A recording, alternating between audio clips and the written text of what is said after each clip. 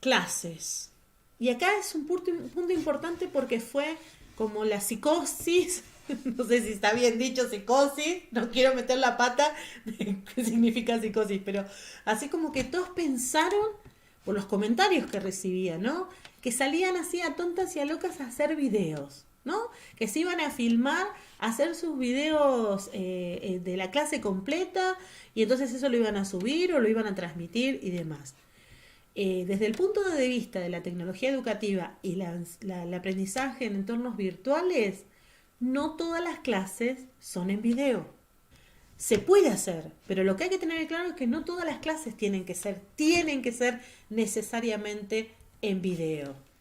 ¿Por qué la clase en estos entornos virtuales son pensadas como un recorrido que están relacionadas con otros recursos?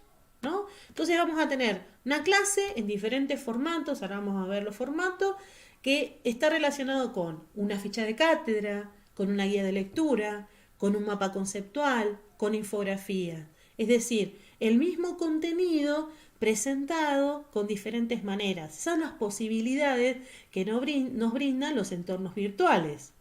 ¿Sí? Por eso el concepto de clase, ¿sí? Lo que significa es diferente de la clase presencial. La clase, además de dos contenidos, tiene que estar integrado o informar claramente del recorrido que va a ser, de qué tiempos se van a utilizar, qué recursos van a utilizar, qué recursos son esos a los que alude la clase y forman parte de ese recorrido. Los estudiantes lo tienen que tener bien claro y una forma de aclararlo es que se encuentre, se presente en esa clase.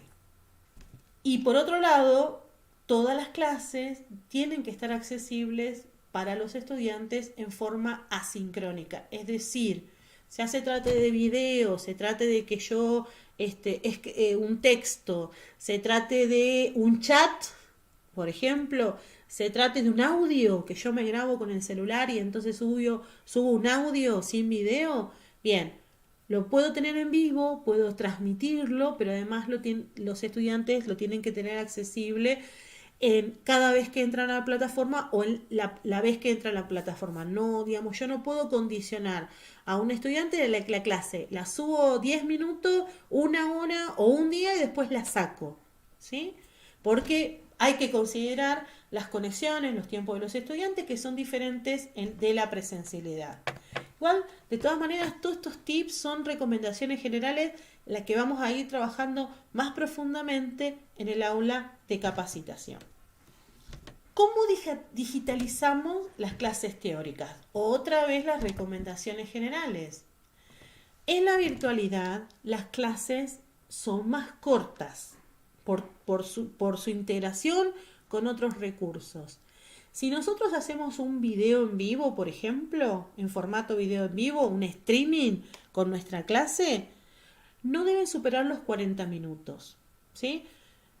Porque después de los 40 minutos se pierde la atención, hay un montón de justificaciones y argumentos que vamos a ver más profundamente, pero la recomendación es no superar los 40 minutos, porque además de perder la atención, en este caso es raro, mi perra no ha ladrado, pero digamos tenemos familia que entra y sale de las habitaciones cuando estamos mirando, por ejemplo, el en vivo, tenemos que atender el timbre, o sea, es una situación diferente a la del aula. Entonces, por eso, entre otras cosas, se recomiendan los 40 minutos.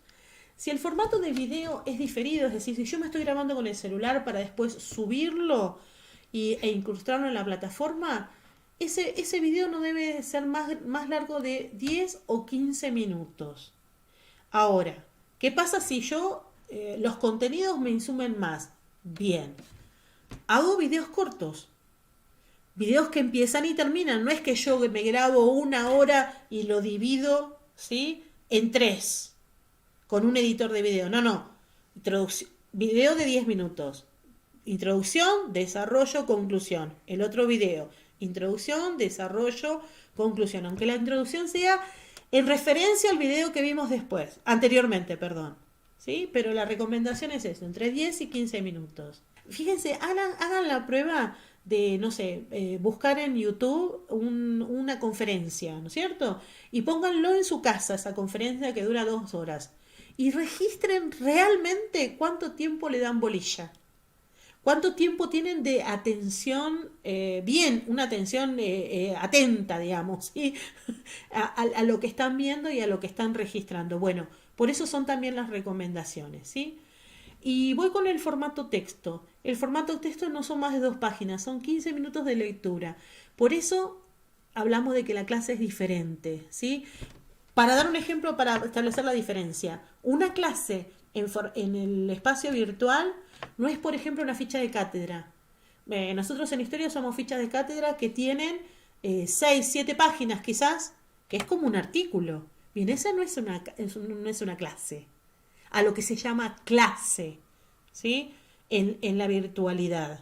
Entonces no son más de 15 minutos de lectura. Después la ficha de cátedra la puedo dar, pero la doy dentro de otro recorrido, ya no como clase. Lo vamos a ver más profundamente cuando lo veamos con ejemplos, además. Estos son, recuerden ustedes, recomendaciones generales, ¿sí? Y también recomendamos actividades de retroalimentación de la clase teórica. En cuanto a las actividades de retroalimentación, tiene que ver con lo que se llama feedback, es decir, no son actividades como las que propongo para evaluar, como si fueran prácticos, ¿sí?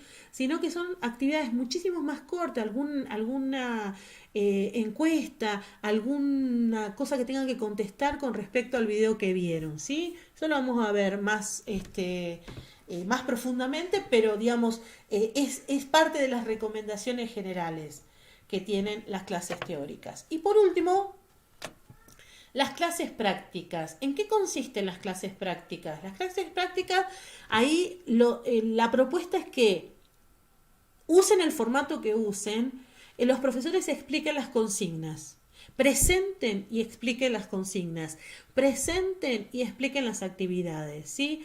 Y pueden usar un video, pueden usar el chat, pueden usar un foro inclusive, ¿sí?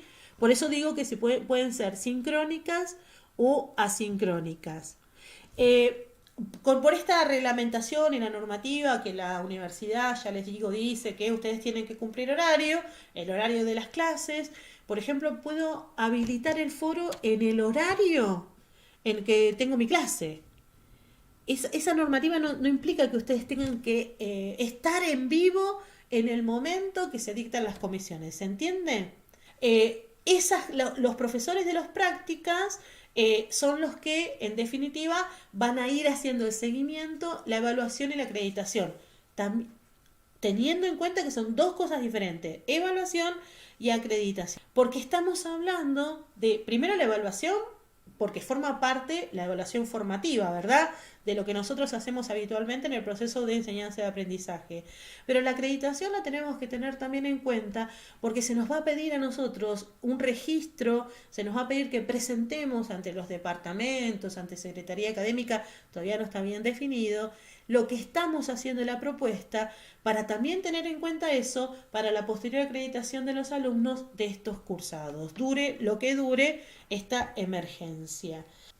Y para ir finalizando, las consultas y los comentarios más allá de lo que ustedes estuvieron preguntando, supongo yo que tienen un montón de preguntas, me mandan las consultas y los comentarios a PEDCO y bueno, les agradezco el haber estado acá,